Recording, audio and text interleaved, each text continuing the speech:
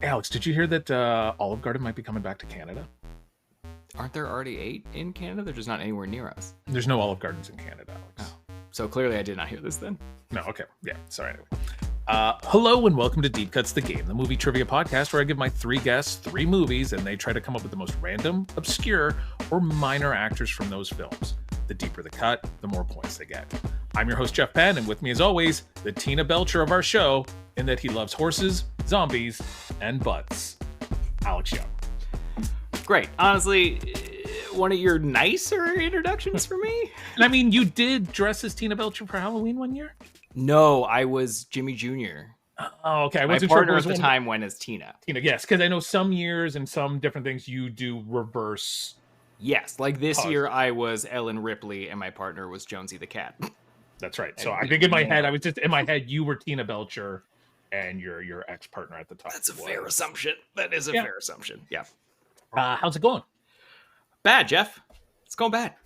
Because it turns out like ghosts are real. And that sucks. They're not, but okay. So I had prepared to talk about this movie from 1977 starring Robert Shaw, set on an island, set on the ocean, based on a novel by Peter Benchley. That isn't Jaws. Wait, is it just called The Island? No, it's called The Deep and it's directed by Peter Yates, who did Crawl, which you love.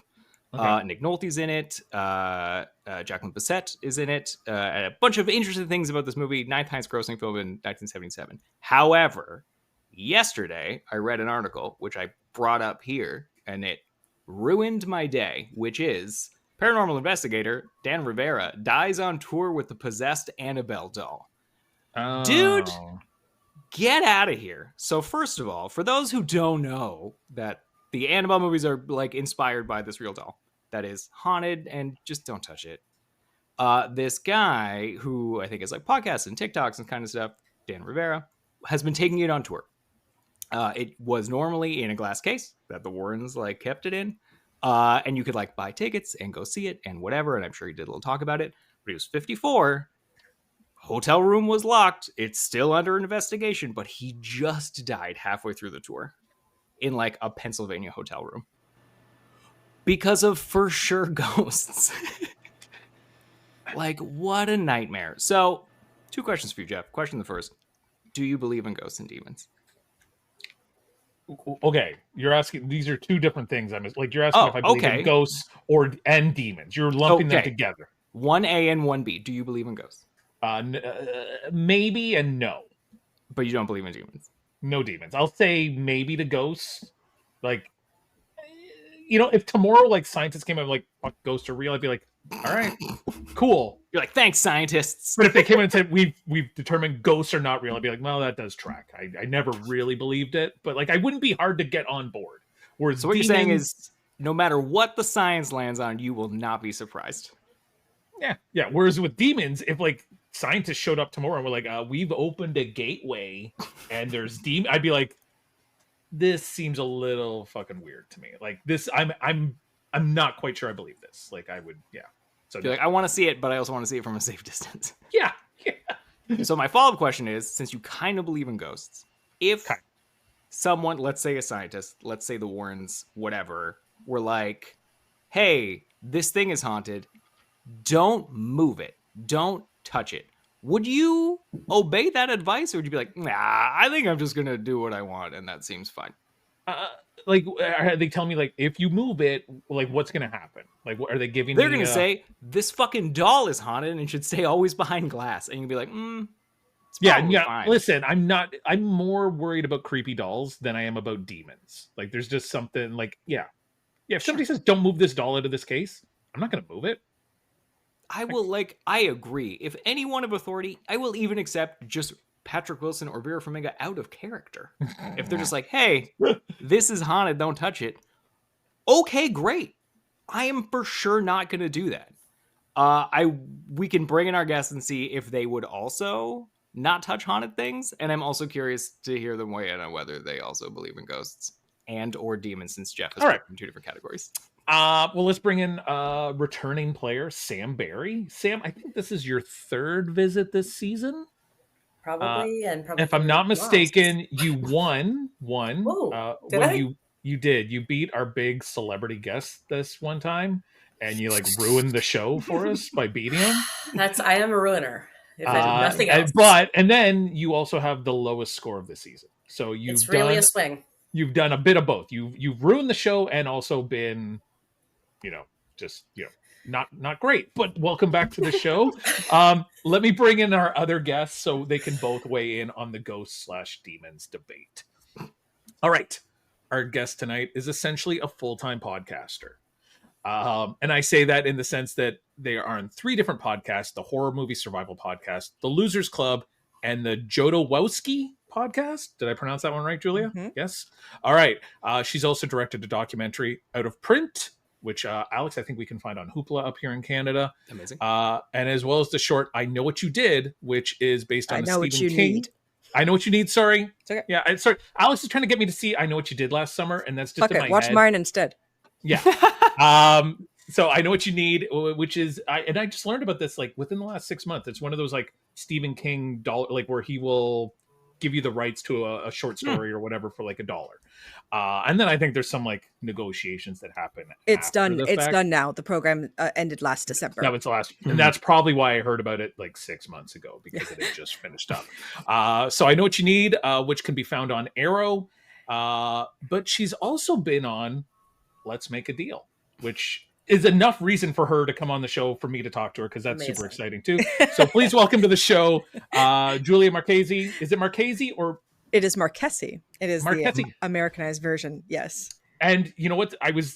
So this is my first little thing. Sometimes when I'm driving, I'll have an idea, and I can't make a note or anything, so I will send myself a text message. I'll just be like, "Hey Siri, blah blah blah," and there was something I wanted to talk to you about, and I was like, Julia Marchese, and it was like, "You've said Julia Marchese," and I was like, "No," and I had to pronounce your name so over the top to get Siri to even like get close to it. I was like, "Julia Marchese," and it was like, finally it got it right, and I was like, "Thank you, Siri, for making you look like an ass." Marchese, I have heard it is true. And yes, I was on Let's Make a Deal, October 2024, and I won a trip to Thailand, which I just took. And I had always wondered growing up, what is a vacation like when you win it on a game show? And now I know. What is a vacation like if you win it on a game show? They pay for the airfare for you and a guest. They pay for transportation to the hotel from the airport, but not the other way, which is kind of weird. And then the hotel for the whole stay. But then anything else you want to do is on you. Oh, it's on you. And is there like any taxes or like fees involved in? Because my wife and I won a trip through Blockbuster Video years and years ago to Jamaica. And yeah, we had to pay obviously to get ourselves to the airport, but the flight and the resort was all taken care of, but we had to pay like departure taxes. Oh. So when we left Jamaica, we had to pay like a $40 departure tax, which we're like, that's cool. It's a 5-star resort. I have no problem paying $40 for this. That's so exciting that you were on that. And it was so weird that I had booked you. And then I think it was like a week later, I was up at my parents' for Father's Day. And like all parents, they're watching like the Game Show Network or something equivalent to that 24 hours a day. So Let's Make a Deal was on, the new ones with Wayne Brady. And I don't know. So what was the game? What did you have to do to win? Like explain, was it just like you picked a curtain and kind of. Yeah. So they, not to burst anybody's game show bubble, but it is an audition. They do reach out to you and ask you to audition. So they gave me an interview via video. And as soon as I saw my video wall, they're like, "Yeah, you're fine. You're good. Bring you in." You're in. And then the day you go in really early, and then they do an interview on the day as well to make sure that you're, normal, I guess, or going to be really, they just want you to be very excited. That's the most exciting thing, right? So I've been on 3 game shows before, and I knew that usually you tape 2 episodes back to back and you clap for like 6 hours. And by the end of the day, like your hands are like destroyed. And so I decided to dress like a cheerleader so I could have pom-poms so I could wave them and not clap at all. Look how smart she is, folks. Smart, yeah. So, but once you're there, you're not guaranteed to get on the show. Like you could just be in the audience the whole time. But I was picked first show, first game right away. And so there were 3 of us and we had to decide we'd agree together on what we would do. So it was like a bundle of money or this box, and we chose the box, and it was like shoes and handbags. And I was like, we go to the next one, you could have the bat or you can go to the door. So we picked the door, and the door is a washer and dryer set and a vacuum. So if you win something on a game show, you take that prize. So you can't take like the cash value. Like you have to take the washer and dryer. Like I live in an apartment. What am I gonna do with that? Yeah. So you could take that, or you could take, there's these 3 envelopes, silver, bronze, gold. One of the girls took the washer and dryer. Then me and a guy took the envelope. So there's 3 envelopes. 2 of them are zonks where you get immediately disqualified. There's one winner in there. So the guy before me picked the bronze envelope. He got a zonk. I picked the silver envelope and I won Thailand. And so my prize was the highest prize for the day. So that means could have gone to the end, like grand prize round, but you also could lose your prize. So I was like, no, I'm good, man. Like this is good. I got excellent prize. Yeah. I told Wayne Brady I would host to him on the beach in Thailand, and I did. So it was very delightful. But on the ghost subject, I would just like to interject. Not only do I have a picture of a ghost from the Winchester Mystery House, which is awesome. Ooh, I've been there too. Yeah, they tell you to take pictures of the front of the house and zoom in on the windows. And I totally fucking got a ghost. It's amazing. I can send it to you guys. And then I've also experienced. I've heard ghosts talking in my ear once. I say it. I dog sit at a place that is totally haunted, and it's really, really weird. So yes, I believe in ghosts. Now, awesome. Do you believe in demons? That I'm not so sure about. Fair enough. I feel like they shouldn't be lumped together. Like they're a whole different ball of wax, right? Because it's a whole then you have to believe in heaven or hell, God and Satan type of thing. I'm like, I don't know about that, but ghosts. I can believe that someone possibly died and some part of them is lingering. Right. Maybe it's like just a malevolent ghost that we're like, it's not. It's just an angry ghost that's like, here to fuck up. And I went so far as to, there's a website called whodiedainmyhouse.com. So you can see if a place you're going to go is haunted, like, because the realtor doesn't have to tell you, you have to ask. But this website, you would look through the whole listings of everybody who lived in that house. And at that house, 2 people had died during the time they lived there, but there was no proof they died in the actual house. But I heard a little girl and I heard a man. And so I was like, wow, there you go. That was my first time. I've never heard it anywhere else, just there. So it wasn't some sort of like crazy schizophrenia thing. We're like, hearing voices everywhere. It was just like that house. And it's like, interesting. Have you ever seen, I think it was a Roku show where it was like a home renovation one, but they would do it for the homes of serial killers. Oh, yes, like it was. Murders. That is dark. Like they did a Quibi show. A Quibi, yes. It was a Quibi short. So they were like 11-minute episodes.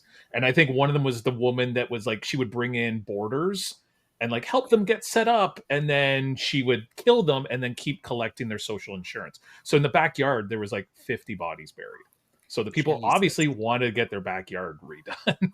But it's like, so there would be a little bit of history about like the murders in the house and stuff like that. But then also like, we've got a cool hosting area now with a barbecue. So it was, it was a little bit of everything for people like. That's so weird. What I wanted to say to you about Let's Make a Deal, though, is on the episode I was watching. So you just, because some of them it's just pick an envelope, pick a box, what's behind the screen. And that's kind of why I wanted to do it, because it's just chance. It has nothing to do with, I've been on trivia once and stuff, but this is just like you pick something and it's yes or no. Mm-hmm. Yeah. This poor guy and his girlfriend, I believe, in the episode I saw, he was given 3 lumps of clay, and he had to Wayne was going to show him a card that had a word on it, and he had to sculpt that object in like 30 seconds. Wow. And his girlfriend had to guess what it was. So 3 lumps of clay, the word is guitar. Ugh. If you had 3 lumps of clay and you took 2 of them to try to make the body of clay or like the guitar, and then you used the 3rd one and like stretched it out long, and I'm making shapes with my hands here. Nobody at home can see me other than the 3 people I'm talking to. So if you have something long like this with then kind of a bulbous sack on the bottom, what does that look like? Yeah, it looks a guitar. It's guitar shaped, Jeff. Sure it is, but even Wayne Brady's looking at it like, oh no. So the guy's got a few seconds left. So what would you do if you really wanted something to look like a guitar? You would give it guitar strings. So he kept going like this along the shaft of the guitar to give it strings, and it really just made it look veinier. I was want to say it's called the neck of a guitar, Jeff, not the shaft of a guitar. Well, everyone thought it was a shaft, Alex, by the end, and his girlfriend literally turns around and looks at it and is like, oh my god. But thankfully, you only had to pick an envelope. I know. And you got a trip to Thailand, so that is awesome. What were the other were my favorites? I was also on. I won $5,000 on a show called Celebrity Says, and I used the money to get my eyes LASIK'd because that was awesome. And then I was on one called 1 versus 100. Do you remember that one? Yeah, that Yeah. sounds Like familiar. like a mob of 100 people, and then there's a contestant who, and every time they answer questions, the mob also answers. And I actually got picked in that one where they have a thing where they pick one person who has the right answer, one person who has the wrong answer, and you tell the contestant your reasons. So it was if the name of the question was if the name of this game show was in Roman numerals, would it be I versus X, I versus C, or I versus M? So they picked me, the girl next to me, and she says, "Why did you pick that answer?" And I said, "Because it's the right answer." And everyone laughed. And I'm like, "No, I'm serious. It's really the right answer. This is the one you should pick." And then the other girl makes up her reason because she picks I versus M, whatever. So the girl picks the other girl, and she lost, and she started crying. And I was like, I told her straight out it was the right answer. There is no, I do not feel bad about that. And then I was on Lingo with Chuck Woolery. And that one was amazing because it's fucking Chuck Woolery. And he came over and, you do the little bits where it's like, "Julia, tell me about yourself." And I have 30 seconds to say whatever. He comes over and he says, "Julia, tell me about myself." And I start talking. And the second my mouth opens, he clocks out. And I can see he is not paying attention to anything I'm saying. And then as soon as I stop talking, he goes, "Great, thank you," and moves on to the next person. I'm like, Because he's done this a billion times. He doesn't care. He's just like, wow, you've just, I mean, not that I thought so much of Chuck Woolery that I was. Oh, I'm sorry to burst your bubble. Yeah. He was perfectly nice. Let's talk about some of your other stuff, because that's not, I'm happy to hear about all this, but you've got things people can listen to and watch. So you've got 3 podcasts. I'm going to say 2 of them are definitely horror related. Like one is a Stephen King podcast. That's the Losers Club. And then you got the horror survival podcast, which explain that one to us a little bit. Sure. So Horror Movie Survival Guide is a podcast I've been doing for 8 years. And it came from we have over 400 episodes. And it came from when I went to college. My best friend Marion and I decided that our senior year, we were going to watch, she'd never seen a horror movie. So like, okay, I'm a big horror fan. I have been since I was like in junior high. And I was like, I'm going to show you Nightmare on Elm Street. It's my very favorite one. And if you don't like this, we don't have to watch any other ones. But she loved it. And the thing that she loved about it was Nancy and her like, the survival, like she's going to do it. And she's so badass. So she was like, "Are there other movies like this?" I'm like, "Yeah, Final Girl's a whole thing." So she's like, "Well, if we watch enough horror movies, then we'll learn how to survive ourselves." And I was like, "That's a good idea." So our senior year of college, we watched every horror movie in the horror section of our local video store, Gold Star Video. And we kept a notebook with like cast and notes and ratings and the whole bit. And then fast forward to 2017, when my other best friend Terry was working for a company that was looking for a podcast about horror. And she's like, "I have the ladies for you." So brought us in, and Marion and I did the first 70 episodes together. And then Terry came and stepped in, and she and I have been doing it since then. So again, over 400 episodes, and it's about half an hour, 45 minutes every episode. And the idea is we go a deep dive through the movie. And then at the end, like, how do you survive this specific film? And then we have ratings and gore ratings and movie ratings and stuff. And so it's really, really fun. If you haven't seen the movie and you don't want to see the movie, it's the whole film. So a lot of people do say, like, if they don't like horror, they may watch it or listen because they don't have to watch. So like if there's somebody who's talking about The Exorcist, they'd be like, "Oh yeah. Like they would know what they were talking about, but they don't have to like have that seared in their brain kind of thing. And then the Losers Club is a podcast about Stephen King. And there are about 12 losers, and everybody kind of cycles through. So I'm on episodes here and there about different things, but I've read everything Stephen King has wrote. I started reading him when I was 11 years old, and I made this Dollar Baby film. So the deal was that you could ask for the rights to certain short stories for $1 for 1 year. And then you knew at the end of that time, you would send the film to Stephen King to watch because he wanted to see what everybody did with this work. So you knew going in making this thing that he would see it, which is bonkers. Yeah. So I asked for I Know What You Need, which was not on the list. It's from Night Shift. And we ended up filming at the University of Maine, where the story is set in the exact locations from the story that he mentions. And like the dorm we're in the film is his dorm that he lived in. So it's constant reader, Stephen King, nerd, wet dream. Like it's just, I was so happy. So it's an after school special, kind of meets Brian De Palma is the vibe. And it did really well. It played a bunch of festivals and won awards. It played at Comic-Con last year and at the King Con convention. And then I was guesting on the Losers Club enough that they're like, "Okay, just come be a loser." And I was like, because it was, but the thing is like, ever since I was a kid, when I read it at 12, like I'm the same age of those kids in that book, and I wanted nothing more in my life than to be a loser. But then you can't because it's fictional. But then it turns out that I do get to be a loser after all. So I feel good about that. And then third podcast is film related, but not horror related. It's Jodorowsky, which is all about Alejandro Jodorowsky, who, if you don't know, is a really incredible filmmaker and he does everything. He's an actor, he does music, he does mime, he does comics, and so we talk about all of his work. And he's a really, if you've never seen one of his films, it's what I want out of like the term art house. Like when you say that, like art house cinema, like I want a Jodorowsky film. And so it's been really fun to delve into his work, but also he's a very enigmatic filmmaker where clearly everything in every frame has meaning. And I'm like, I don't know what that is, but I can tell you what I think. And that's all that anybody can do, right? Well, perfect. And Alex, I think you'll be interested in this quite a bit because Alex is always pitching this to us. You also made a documentary. Sorry, I have to look back again, called Out of Print, which is you worked with a lot of people on this film. I did. Yeah, that was so I used to work at the New Beverly Cinema here in LA, and I programmed there for a lot of years. And we had these guest programmer series where we had really amazing people come in and talk about, they would program a week of films and then talk about how those films inspired them. So it was like Edgar Wright and Joe Dante and Diablo Cody and Eli Roth and all these folks. So I got to know a lot of people, and it was right when it was like 2012, where it was starting, like the 35 millimeter projectors were being removed and digital projectors were being installed, and they were trying to shove it under the rug so that nobody knew. And so I was like, somebody needs to say something about this, because this is really, because 35 millimeter has been the format for over 100 years and also is pretty stable, right? You keep it in the right humidity and temperature, it'll stay that way forever. But digital upgrades so fast, you guys know, like how are we ever going to get everything? And then every time you change to a different format, movies are lost as well. So it's this kind of thing where I think, for me, watching a film on film with an audience is the best way to see a film, because that's how films are made. And especially horror movies, with an audience makes such a big difference, right? If you can feel the audience being scared and like there's this feeling in the room, or a comedy where everyone's laughing. So this movie is about the New Beverly, but is really about like all these revival cinemas and these independent cinemas near you that you need to support, because they're doing something that's so, so important.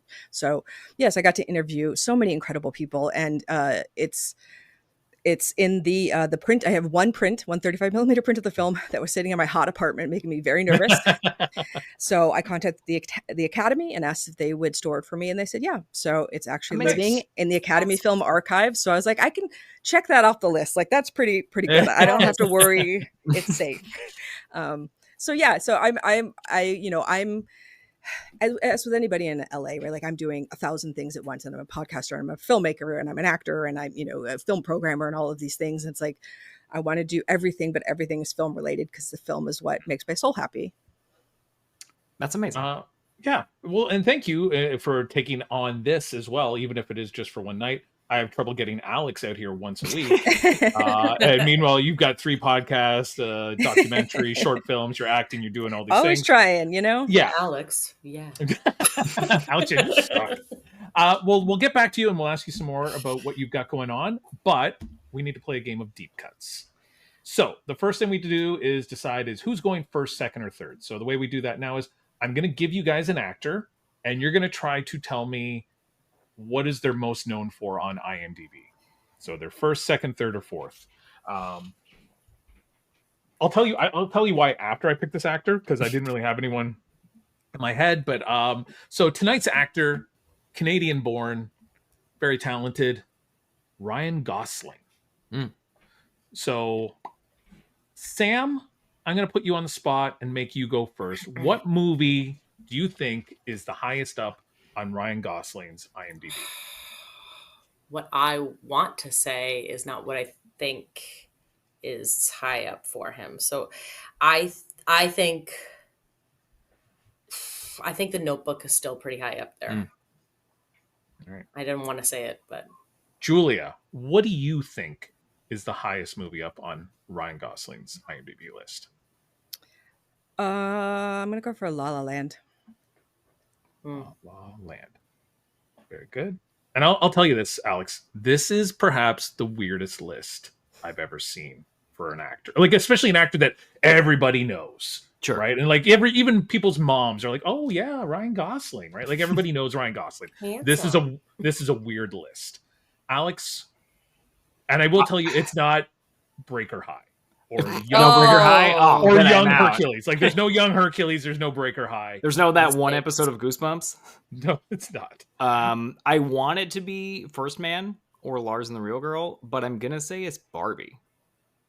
That was my other one that I was going to guess. All right, Alex, I will tell you this. Barbie is not on the list. That is surprising. I will Wow. say you should have gone with Lars and the Real Girl because somehow that is number 4. Really? Oh. Interesting. The Notebook is not on his list, Sam. Was Crazy Wow. Stupid Love on the list? No, but once Damn it. again, probably should be. Like, if you're really trying to get people to know who he is, like, oh, people have seen that movie. But Nice guys. Nice Guy should be on the list, but Yeah. it's not. La La Land is number 2. Okay. Very good. Oh. Number 1 is Blue Valentine. Oh, Wow, that's Huh. random.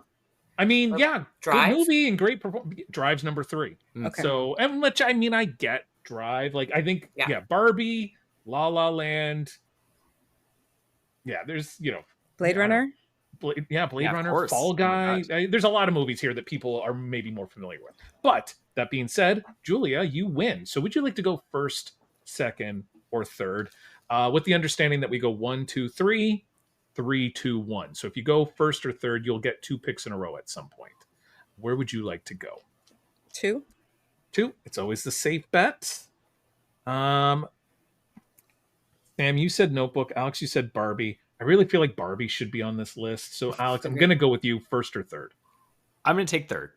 Third. What? Uh, All right. Which is funny because I would have actually taken first anyway, so it works out. Great. Sam, you're at number 1. So, as we discussed earlier, I'd asked Julia what some of her favorite types of movies were. She sent me back more of like what genres she liked. So, she liked horror, musicals, cult films, 70s and 80s. Great.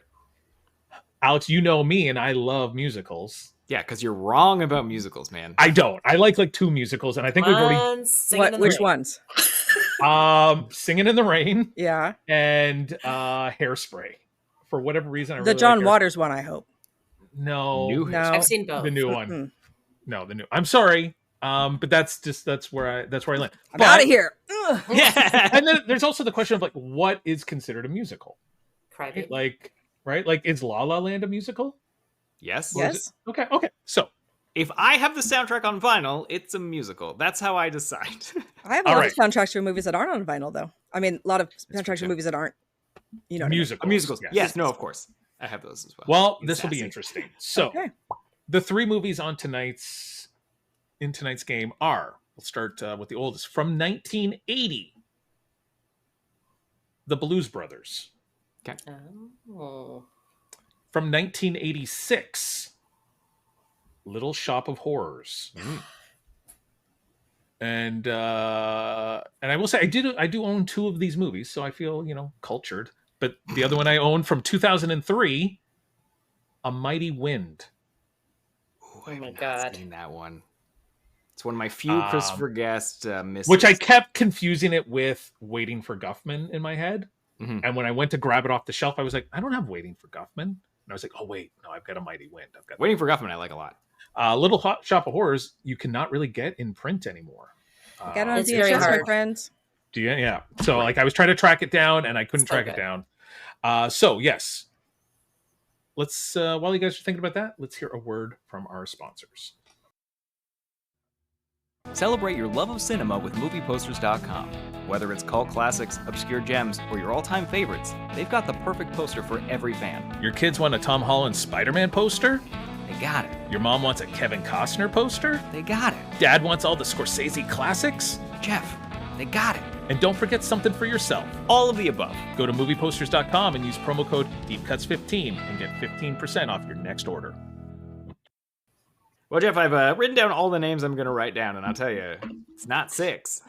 All right. Well, maybe something will cue you in. All right. We are back with a new game of Deep Cuts, episode 26 of the 2nd season. I'm joined with Alex Young, of course, Sam Barry, and our friend Julia. I'm going to fuck it up again because in my head it's one way, but she's telling me to give it the Americanized version. Marchese? Marchese. Keep going. It's Marchese. It's fine. Marchese. I'm not going to say it anymore. I'm just going to say Julia. That's all right. We have 3 movies on the block tonight. We have The Blues Brothers from 1980. We have Little Shop of Horrors from 86 and 2003's A Mighty Wind. Sam, you're going first. You seem pretty excited about this one. So what is your first deep cut? With a reminder that if a person appears in more than one film, you get the points for all the films they're in. So keep that in mind. If you can think of anyone that might cross over. Sam's nodding her head. Yeah. So what do you got, Sam? So this is right up my wheelhouse for once. Normally you say movies that I'm like, I absolutely know these movies, but I don't know anybody who's in them. So this time I do. And my like 8-year-old heart is so happy that I get to be like, one orange whip? How many orange whips? Whips. Everybody orange whips. I'm gonna say John Candy for both Blues Brothers and Little Shop of Horrors. He is, yes. So done. 7 points for Blues Brothers, 8 points for Little Shop of Horrors. 7 orange whips. I think it's 3. I think he gets 3. I know.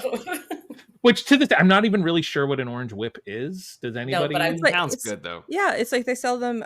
Did not sell them in Canada because we have them here. Like you go, it's like a thing. One of those things you go to like a 7-Eleven. There's like the things like constantly running. Yeah, you know like a Slurpee about? machine. Yeah, kind of. Like you can see everything inside. It's like a frothy orange, like Orange Julius kind of. Okay. Yeah, Orange Julius. Yeah, so it's got more of a cream base to it than just frozen ice, like water and flavoring. Yeah. Okay. I mean, yeah, I'd take one of those. Sounds good. Yeah. I feel like it would taste like a creamsicle. Yeah. Yeah, it kind of does. All right, Julia, you're on the clock. What is your deepest cut? For Blues Brothers, I have You don't have to go to Blues Brothers. I can do any of them? You can go to any movie you want. Yes. Well, and you can focus on one movie or you can spread it around. I mean, here's the thing though, because you're saying like I don't know. I'm just gonna go out there. For Blues Brothers, let's just do it. I have Paul Rubens. Yes, that's right. Paul Rubens as done. Like such a small scene as the waiter. Paul Rubens for 11 points. Because it's a very small scene. And I was really hoping that the maitre d' was going to be the maitre d' from Ferris Bueller's Day Off. Because that guy always plays a maitre d'. And I was really hoping it was going to be him. It wasn't him, but Paul Rubens is the waiter. So well done. Alex Young, you get 2 in a row. I hope I'm gonna remember this correctly. You know how I like to not know what people are in, Jeff? Yeah. Me too. But I am 99% sure that the main Nazi that's chasing them in the Blues Brothers is also a judge in Boston Legal. He's a recurring role as one of the judges in Boston Legal. Do you know where he's also from? Yeah, don't say anything, Sam. I'm going to have to look this up because I did not write down that someone had a small part in Boston Legal. Not a small part. He was in the whole thing. And then he was like one of the judges that died because it was him. It was Renee Auberjonis from Judy. He's in it, Alex. You're right. 24 episodes for the actor Henry Gibson. Yes. Most notably, Sam and I, The Burbs. The Burbs. He's the villain in The Burbs who lives next door. So Henry Gibson. Yes, is the main Nazi, Alex. So Henry Gibson for... Gotta find him here. For 9 points. Great. Well done. So you get a second one, Alex. What is your second deep cut? I will also take Aretha Franklin from Blues Brothers. Not as many points, Alex. Fair enough. It's a huge scene. She's awesome in it. Fair enough. She's 5 points, Alex. 5 points for Aretha Franklin. Well done. So, Julie, we come back to you now. You see how it's done? Everyone's going pretty heavy on Blues Brothers, but you can stick to Blues Brothers or you can bounce around. Where would you like to go? Well, I would like to shout out to someone who is in 2 movies that we're talking about today, and that would be Christopher Guest, who has a very small part in Little Shop of Horrors, as well as A Mighty Wind. So normally directors, we kind of cap them at a certain amount of points when they make cameos in their own film, and normally that's 12. Like that's if they're like doing a walkthrough a la Alfred Hitchcock or something like that. Christopher Guest has a much bigger part in A Mighty Wind. He's honestly one of the leads in that film, so he's only worth 4 points for that film, but he is worth an additional 10 points for Little Shop of Horrors. So great. 14 points for Christopher Guest, and I will tell everyone that takes off, from what I know of, anyone who appeared in more than one film. There may be some extra or cameo type person that I did not get to. Like I said, Blues Brothers has 100 plus people in that film for all the dance scenes and stuff like that. But as far as I know, these are the 2 cameos or crossovers. So Sam, we're back to you with deep cuts 2 and 3. We've got a very close game. I was also going to say Christopher Guest. I'm not surprised you did say that. That's amazing. I am going to... I think Nick would never forgive me if I didn't say Bill Murray. I don't think he's worth a lot of points, but for Little Shop of Horrors. Yep, Bill Murray for 8 points. Not a ton of points, but he's not bad. Kind of forget he's in it sometimes. He's not the most notable kind of cameo in that film, but yeah, Bill Murray for 8 points. You get another one, Sam. What's your third deep cut? I don't for sure know if I'm remembering her name correctly, but I believe that Jim Henson's daughter is in the waiting room of the dentist. Whoa.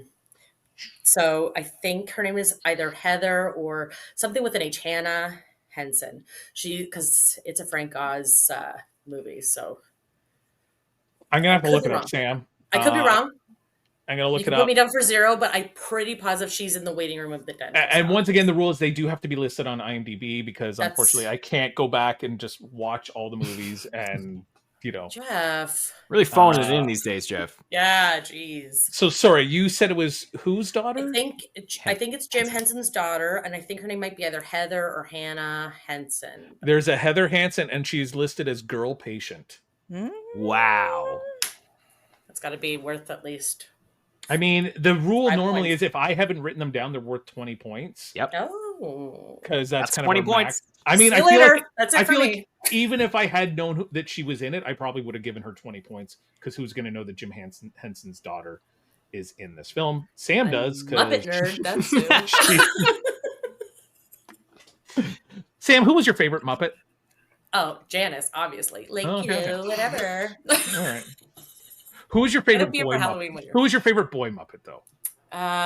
Well, I fell in love with Kermit first, obviously. I think no self-respecting. Scooter was Muppet. kind of my guy. I What? just felt like he You was. are I've such never a met a scooter. scooter guy. My middle name was Scott, so I think there was a little bit of a connection there. And then just like he seems so put upon, like he's trying so hard to make the show work, Yeah. and just And I liked his jacket. It was like Yes. cool jacket. I like Animal, but my true heart lies somewhere within like either like Sam the Bald Eagle because he's mad at everything for no reason, or the two old guys. Specifically, the more bald, shorter one. That one I really identify with. Yeah, I'm probably more like them now than I ever was a Scooter. So Yes, that's correct. Julia, we are back to you for your third deep cut. What do you have? I have Jim Belushi in Little Shop of Horrors. That's right, the other Belushi. The less appreciated Belushi. We'll just leave it there. For a reason, really. Yeah. Let's be honest. Yeah. Sorry, Bless Jim. her. Sorry. Jim Belushi for 8 points. Very much the same as Bill Murray. Well done. You're doing very well for a first-time player. Alex, you running out of names yet, buddy? No, I got 2 more for Blues Brothers. Okay. So do you want me to do one and then you'll give us the halfway total? That's exactly what I'll do. Okay, so she's in it a fair amount, but I don't think she has any lines at all except for maybe one. But Carrie Fisher is in Blues Brothers. Fisher is in it. She does not really have any lines. She has a fair amount of She has a screen big time. scene at the end. Yeah, and the she tunnel. blows up a lot. Yeah, that's right. He blows up the whole apartment. He professes her love to her. Once they kiss, he drops her in the mud and they run away. So Carrie Fisher for 5 points, Alex. That's fine by me. So at the halfway point, Alex, you have 19. Julia, you have 33. And Sam, you have 43, largely on the back of that John Candy double dip. And your Heather Henson for 20 points. So well done. But there's still 3 guesses to go. Anything can happen. I don't think anyone's getting any more Heather Hansons out of this one. So, Alex Young, what's your 4th deep cut? Well, it's not a Henson, that's for sure. I am going out on a limb because I'm mostly trying to remember this from the soundtrack. But I think Cab Calloway's in this movie too. Yeah, and honestly, I didn't know Cab Calloway was a real person until I watched this movie again. Because much like you, I've seen Big Mouth. Is he not in Big Mouth? Like he's the ghost that lives upstairs? The character is, and I think it's voiced by Jordan Peele. Yes, but who's he playing? He's supposed to be the ghost of. I can't think it's of a it. different But person. It's not Cab It's not Cab Calloway? No, Okay. I keep wanting to say James Ellis, but that's not who it is. But it's somebody like that. Okay. Oh, well, you have to look it'll it come up. to me. All right, I'll look it up after. But yes, Cab Calloway, he's one of the main guys too, and he does the "Hidey Hidey Hidey Ho" song at the end there, which I only know from like the Little Rascals kind of thing growing up as a kid. So, Cab Calloway for 6 points, Alex. That seems like so few for a guy that you didn't know existed. He has a lot of screen time. Like, he is honestly The third act. he's like almost third build in that movie. That's fair. Like, He's in it a bunch. he's got a lot. Julia, we're back to you. You're doing very well. You just gave us Jim Belushi. Any other famous brothers? I have a question, because we have Frank Oz, right? We already know Frank Oz is going on for Little Shop of Horrors. Now, there is a scene in the Blues Brothers where they very pointedly drive through a stanchion of Miss Piggy dolls, because Frank Oz voices Miss Piggy, and it was a joke between him and John Landis. So does that count enough, or is that too obscure? Are you giving? So if you're giving me Frank Oz, I can give you Frank Oz. Like, he is not credited in Little Shop of Horrors, even if he because he's probably just doing puppetry, so he's not credited there. Okay. But he is credited in Blues Brothers because he does actually have a scene. Yes.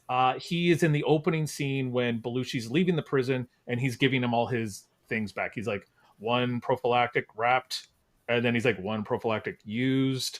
That's Frank Oz. So that's he's actually got a fairly, he's got a scene in it. So he's worth 12 points. Excellent. Because honestly, I didn't recognize, not that I know exactly what Frank Oz looked like, especially in 1980.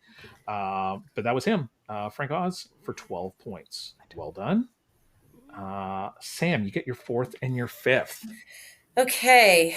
I could be misremembering this woman, but I'm 90% sure that the lady who plays the I don't know if she's the hygienist or if she's the secretary at the dentist office, but I believe that she's Professor Sprout from Harry Potter. I can't think of her real name. Miriam McGoldrick. Miriam, yes. And if I'm not mistaken, she's not a fan of someone who was in this movie. Like, she's gone on record saying she did not get along well with someone working on this film. So Miriam Margolis for 14 points. Nicely done. Geez, Sam, holy cow. I mean, listen, this is it now. I have to retire from this game forever. I'm never going to do this. And you guys are right. The ghost in the attic in Big Mouth is Duke Ellington. Not Cab Calloway. And I just kind of assumed they were the same person. So my apologies. Sam, what's your 5th deep cut? Oh, yes. Okay, so I'm just going to stick with Little Shop because it's been good to me. The singers on the street outside of the shop, one of them for sure, I can't remember her actual name. I think it's like Trina, something like that, from Martin. She's Lisa from Martin, like the main love interest. Yeah, I'm gonna have to look up which one she is, because there's 2 women who are part of the. There's three kind of singers. Like the supreme kind of girls out there. Yeah, Trisha, right? Is her name? I think so. It's Tachina Arnold is who I think you're actually talking about, if I'm not mistaken. Oh, geez, maybe not. Well, okay, you are right. There's 2 women, and I'm going to give you the points for one of them. I'm going to tell you right now that. Can you think of anything else she's in? Yes. Okay. But it's a secret. No. It's the one with Damon Wayans. It's like My Wife and Kids or something like that. She's also the wife in that, I believe. Yeah. So it's Tisha Campbell. She's also in Martin. Yeah. She's in My Wife and Kids. And yes, there's 3 dancers. One of them is Crystal, one of them is Ronette, and one of them is Chiffon, based on. So I'm going to give you for Tisha Campbell from Martin and My Wife and Kids. She's worth 12 points. Thank you. All right, Julia. Did that remind you of anything, or do you have somewhere else to go with this? I got James Brown. Good God. The Reverend James Brown? Yes. James Brown for 10 points. He does not have a lot of screen time compared to Cab Calloway, who has a lot of screen time. But yes, James Brown, well done. You're doing very well, though Sam is killing it right now. Sam is on the hunt for high score of this season. Well, I believe I'm also lowest score. So I brought that up. So Alex, you get your final 2 right now, Alex. What's your 5th and your 6th deep cut? Well, I'm just going to go for not X's, but there's no way to catch up to Sam. It's incredible work here. So I'm going to take the famous cameo from Little Shop, because it's got a whole song about it, which is Steve Martin. Mm-hmm. And if I'm not mistaken, that is who Miriam Margolis had not kind things to say about working with. I could be wrong. I don't know. Come after me. I don't care. He always had his banjo out on set, trying to have a nap. I think so she Steve has Martin, a lot of things to say about a lot of people. She does, yes. And I like her. She's sassy. Me too. 5 points for Steve Martin. Alex, what's your final deep cut? I mean, she's the star, but you tend to give higher points to like Broadway legends because I feel like you don't always know who a Broadway legend is. So Ellen Green is in Little Shop, who's also in Pushing Daisies. Is she? That's a show no one talks about anymore. Ellen Green, you're right. I did give her more points than she probably would require, but honestly, I don't think most people would know her name. She's especially 40 years after the movie came out. Ellen Green for 4 points, Alex. Great. But yes, well done, Alex. Julia, I don't know if you can beat Sam, but it could be close. Sam would have to fuck up pretty bad on this. It's very possible. But what do you got, Julia? There are lots of points left on the board. Yes. I'm going for Ray Charles in Blues Brothers. Ray Charles as the guy selling musical equipment. Yes, for 6 points for Ray Charles. Well done. Well done. That's a good game. Very good game. Sam, what's your final deep cut? Okay, so I was just going to say before I said my last one, I was like, you could just give me both of those girls because I feel like the other girl was also on Martin, the one that we're talking about. I think she also has a T name. She was also on, I think, Everybody Hates Chris. She's the mom. She's the mom from Everybody Hates Chris. And that's why I wasn't sure because they both have T names. I think they're both on Martin. I think they're friends. And they're Martin, both on Martin. And that's what was confusing me because I was like, oh, shit, they're both in Martin. Her name is Tachina Arnold. She is the mom from Everybody Hates Chris. So she is an additional 12 points. Incredible, Sam. I do like this movie. That's what it pays for being an indoor kid. Now let's see. Before I give you your final scores, Levi Stubbs was the voice of Audrey the Plant. He was from the Four Tops. That's where I thought you maybe were going when you were asking me questions about puppets and stuff like that, Sam. No, so I knew that one of the puppeteers was actually Brian Henson. Okay. That's kind of... because I'm a nerd. in the Blues Brothers, Chaka Khan makes a cameo. One of the cops chasing him throughout the city is Stephen Williams, who was the captain in 21 Jump Street, the original TV show. John Landis makes a cameo. A musician, John Lee Hooker, is in The Street playing. Charles Napier is one of the country western guys that's chasing them through the streets. Oh, right. Twiggy, the model, makes a date with Aykroyd towards the end of the movie, and then he stands her up. Steven Spielberg runs the tax station, the tax place where they go to pay the taxes thing. He's like, yeah, come on in. Joe Walsh is in it. James Avery, the dad, Uncle Phil from The Fresh Prince, is in it. Mr. T has a cameo. And then the weirdest little cameo in it, because there's a lot of people dancing in the streets and stuff like that. And there's lots of scenes. Supposedly, there's an actor named James Dumont, who most recently is in The Righteous Gemstones as one of Danny McBride's like 5 guys. He's like the bald-headed guy named Corey. He's like, we could like blow up their building. Like, he's like, that's a dumb idea, Corey. That guy was a kid dancing in the street in the Blues Brothers. The last one in this movie, though, that I have. Oh yes, the scene with Ray Charles where a kid tries to steal a guitar. Everyone remembers, and he shoots the wall. The actor's name is Devereaux White. Ring a bell for anyone? Devereaux White, also known as Argyle from Die Hard, the limo. Oh, no way! Argyle. That little kid grew up to be Argyle. Mighty Wind. We only got one out of the Mighty Wind, which I thought was the deepest of the movies. Eugene Levy, Catherine O'Hara, Harry Shearer, Michael McKean, Bob Balaban, Paul Dooley, Jane Lynch, John Michael Higgins, Parker Posey, Fred Willard, Ed Begley Jr., Larry Miller, Jennifer Coolidge doing one of her weirdest accents that you've ever seen. Yes. It's very like, yes, that's what, and it's weird. And Diane Baker, there's a scene there where, what's his name?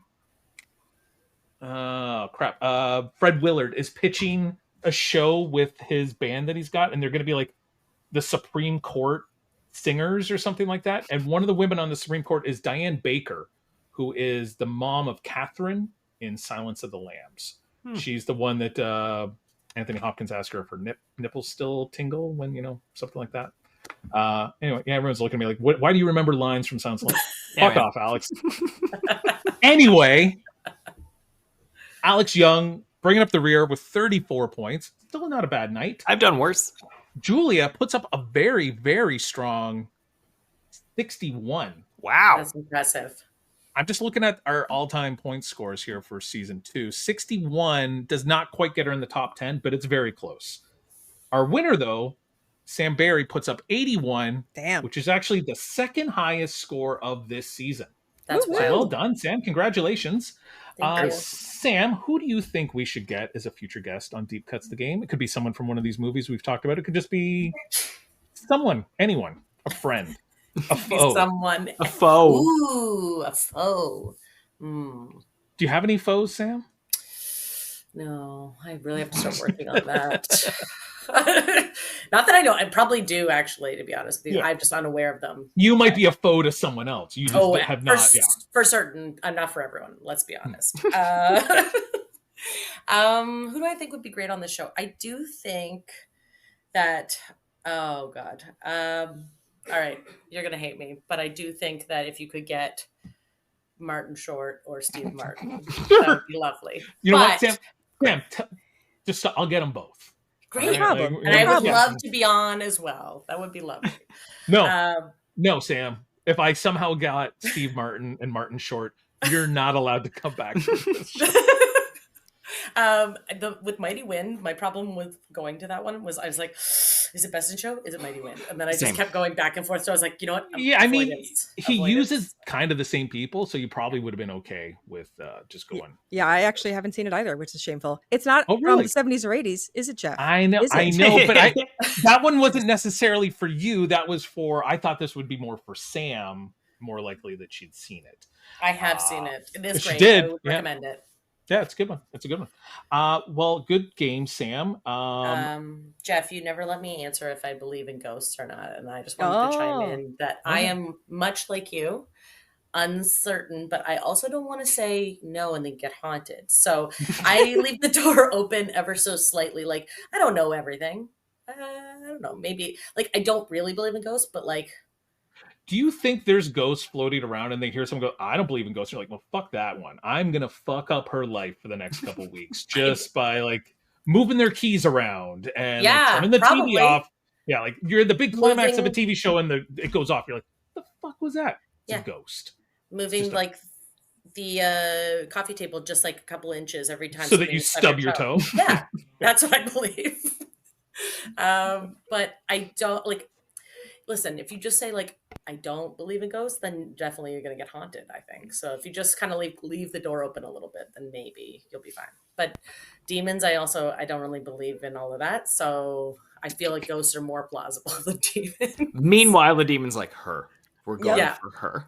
Well, but also, like, have you seen how great like people look while they're possessed? Usually, maybe not Reagan, but like a Jennifer Soddy situation. Yeah. No, possession. Yeah, but like, you know, what's her name? Oh my God, Sigourney Weaver from Ghostbusters. Ghostbusters. She's like floating and stuff. Her hair is beautiful. I could look like that a little bit if I got possessed. Yeah, you get hotter for a little bit. Yeah, I was just thinking about the movie Possession from 1980, which is not sexy possession at all. That is not fun. Not sexy at all. Terrible. No. There's a bunch of not sexy ones, but specifically that one, I would be open to a little bit. Only Ghostbusters. We need more movies where people get possessed and become hot, is what I'm hearing. Just Zool hauntings, Just Zool. I think. Ghostbusters, Jennifer's Body, end of list. Yeah. Julia, so so your podcast, you got 3 of them. Mm-hmm. Anything big coming up? Yes. Anything big that is coming up for you? I know a lot of people, they got different themes coming up. What about you? Well, I mean, I have a lot of scripts and projects waiting in the wings in a Hollywood fashion, waiting for the money man to come in and make it happen. So if you're the money man, hi, I got lots of ideas.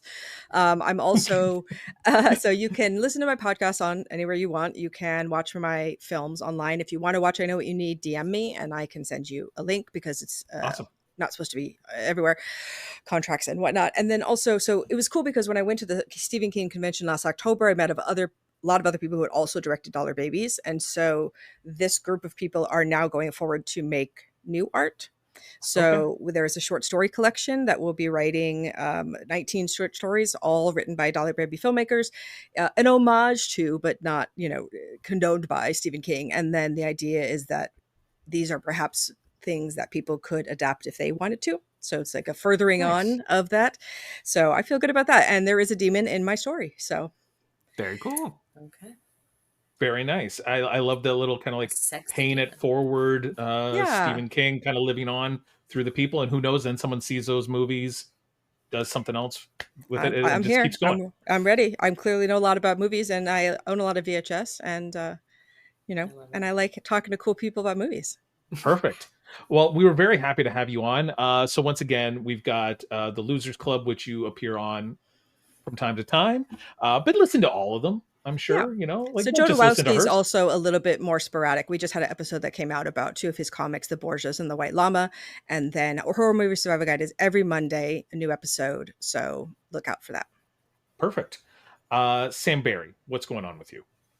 Oh, you know me, just hanging out in the dark in the closet, waiting for you to call. No, I've been enjoying the summer. I've been trying to watch a lot of different new stuff that we haven't either seen before or haven't seen in a really long time. We're still plowing through the AFI 100, going from 100 down to 1. It's been great. And we've definitely seen some movies that either we thought we'd seen or we hadn't appreciated in a long time. So it's been great.